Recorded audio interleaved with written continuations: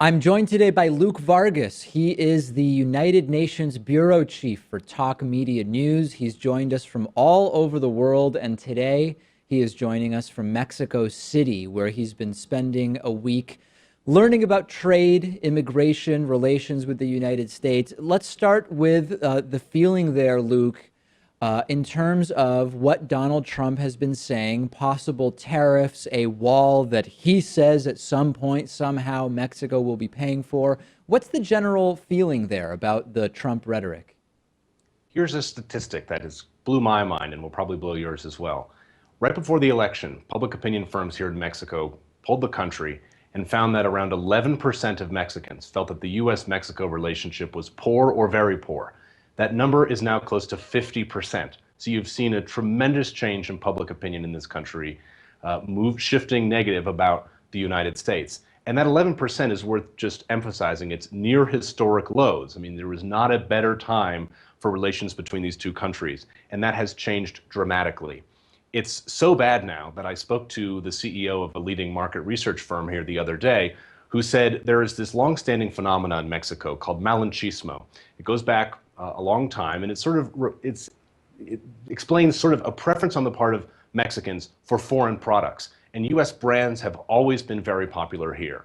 And this man said the shift is now happening very rapidly, and whether consciously, formally, or subconsciously, informally, Mexicans are now turning away from American brands. And that's very important, because you have companies like Walmart making billions of dollars a month here, 7-Elevens on every corner, Home Depots, Ashley Furnitures, you name it. Mexico, for many American companies, is the second biggest overseas market for them.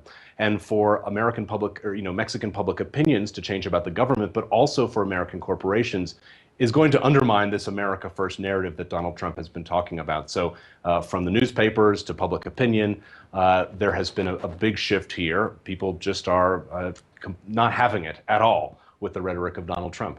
And what about in terms of relations between the governments? We found that much of what Donald Trump said he would be doing with relation to the Mexican government during the campaign has not actually come to fruition. We've seen a meeting scheduled and then canceled between Donald Trump and the Mexican president. How are things behind the scenes diplomatically, if it's possible to even know that? I think there was a hope, and this is a hope shared on the part of many people in the U.S. and around the world, that Donald Trump might be saying one thing, but the people who are actually implementing his decisions would be on a very different page. The concern here in Mexico is really that the bottom is going to fall out of this relationship.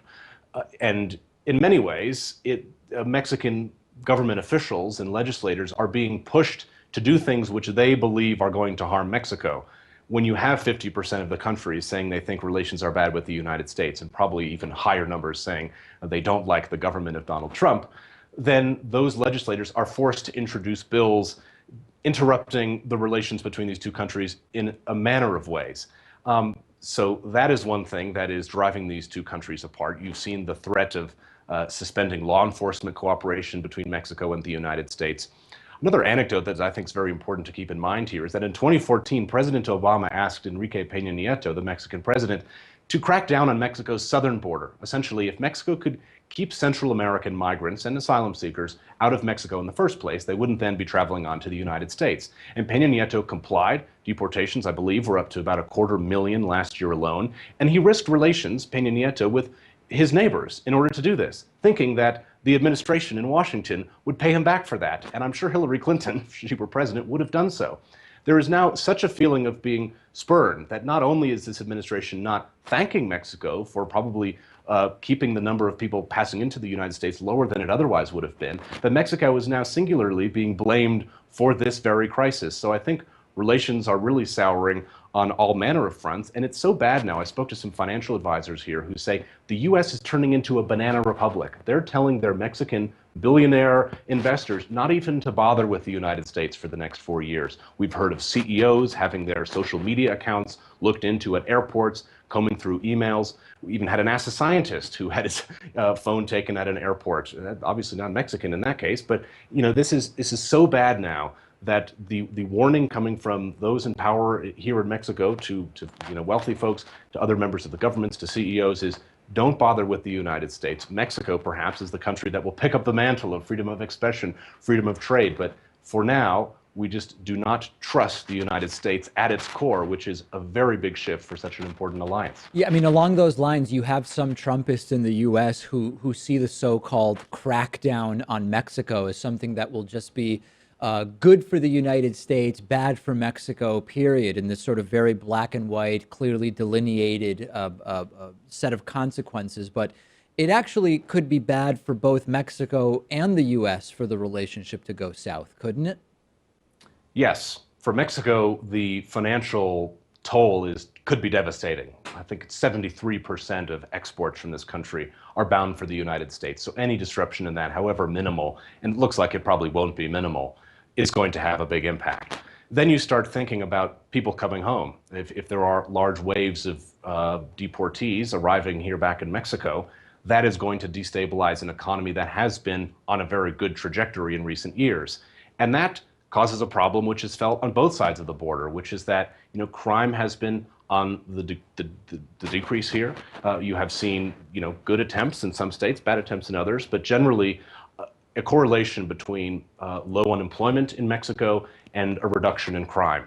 And if you start to see hundreds of thousands of people returning to a job market that really doesn't have a lot of need for more workers, the number of opportunities decreases, and people may find themselves looking for other types of informal work, or even, becoming curious in criminal enterprises. And that is something very destabilizing for the United States. As far as what the U.S. has to lose, it's not only that law enforcement cooperation. And bear in mind, Mexican visa and immigration policy, as well as refugee policy, has often tracked that of the United States for a reason, so that the United States could never say, oh, terrorists could just be wandering over the border, because Mexico doesn't let people in from many countries around the world that the U.S. also is worried about.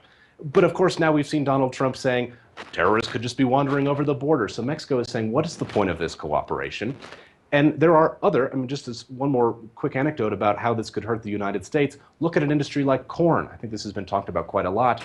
But Donald Trump always focuses on the Rust Belt states, bringing back manufacturing, bringing back 19th century energy jobs in Appalachia. And here we have the prospect that the Mexican legislature could pass a bill banning imports of corn from the United States. Well, Mexico is the largest export market for American corn, 27% of all exports. If that goes away, you have a new geographic region, a new economic portion of the United States economy that could be adversely affected, and give Trump just another economic challenge to have to confront. So the ramifications here just ripple out in so many different ways. Luke, in the limited time we have left, NAFTA, okay? We've heard from Trump a whole, there's been a whole spectrum of claims about what he's going to do with regard to NAFTA and Mexico. What's really on the table right now in terms of the NAFTA talks?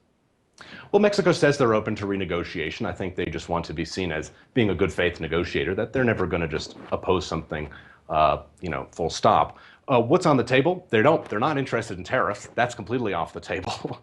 One area where I think there is some flexibility is labor standards, wages. These are things they were going to sign up for anyways with the Trans-Pacific Partnership, of which they were a member during the negotiation. So they're probably willing to take that language in, maybe reincorporate it into another NAFTA reboot. Also, there's something called rules of origin. 62.5% of a product, if it's made within the NAFTA zone, the product will then be exempt from tariffs. There is a push in Washington to raise that, perhaps to 80%, perhaps more. Mexico would like this in some ways, because it could mean that supply chains that perhaps aren't a part of Mexico or North America could come into this country, but they're nervous that the U.S. might push it, that they might say maybe 90%. And in that case, corporations that rely on Mexico as a key part of their supply chain might not, you just say, to heck with it. Let's just do all our operations in Bangladesh and maybe finish the product in the United States and bypass Mexico. So they're willing on one hand, but also very nervous, because this is a Pandora's box. You open up NAFTA, the process drags on, everybody wants input, and this agreement could splinter off into so many different directions. Deportations. Trump, I don't know that Donald Trump is actually going to increase deportations relative to the Obama administration. In fact, the plan that he presented at one point would extrapolate it out, have a smaller number of deportations happen under Trump than what we saw under President Obama. But hypothetically, if Trump were to drastically increase deportations from the Obama era, what would that do in Mexico? Well, and I think we are seeing with the latest DHS instructions to the agency that they are going to view all 11 million undocumented immigrants as a priority now. So those promises from Trump may be off the table at this point, but we do need to wait and see. There are some sectors in this economy, and this is just a small caveat, that actually say they'd like some more deportees to come back, people with good bilingual skills, people with other various skills to go into the call center industry, to go into tourism, to be on cruise ships. There's a desire for those Mexicans who are in the U.S. to come back home. But that employment base is going to be tapped out relatively quickly. There was an editorial here just the other day that said if 10% of the 6 million undocumented Mexicans came back to Mexico, it would inundate government services and civil social services.